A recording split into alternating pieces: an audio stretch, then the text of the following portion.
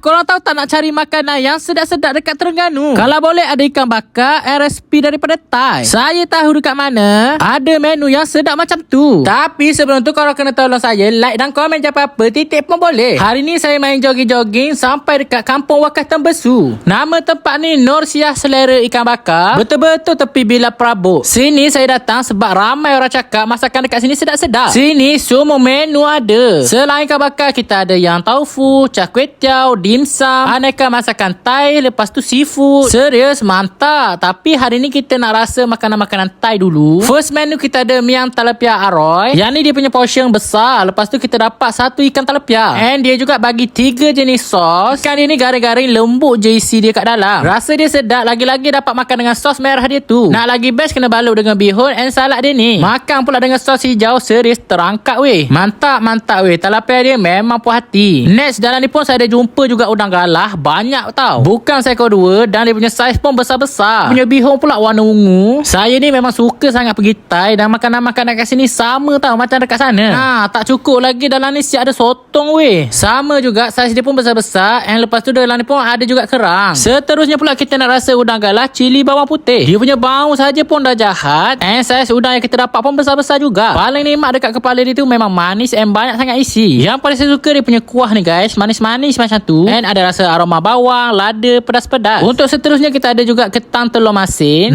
Yang mana suka sangat ketam tu wajib try menu ni. Aroma telur masin tu buatkan ketam ni rasa berlemak lagi. And isi untuk ketam ni pun banyak juga guys. Waktu saya makan tu memang rasa puas hati. Yang ni pula kita ada ayam gajus nenas. Ni first time saya nak try. Ayam dia besar-besar juga. Yang ni ada rasa masam-masam manis daripada nenas. Macam ayam masak merah pun ada. Tapi ada rasa-rasa nenas. Tapi korang pun boleh juga makan dengan kacang gajus. Seterusnya kita ada white tom kha tom yum. Yang ni korang kena order kalau korang minat tom yum. Dia punya rasa memang sedap. And lauk dia pula banyak. Memang puas hati. Sekali cedok naik udang. Sekali cedok naik sotong. Mesti best jadi orang Terengganu. Sebab hari-hari boleh makan dekat sini. Ataupun nak lagi nampak Thai, korang boleh order dia punya mukbang seafood.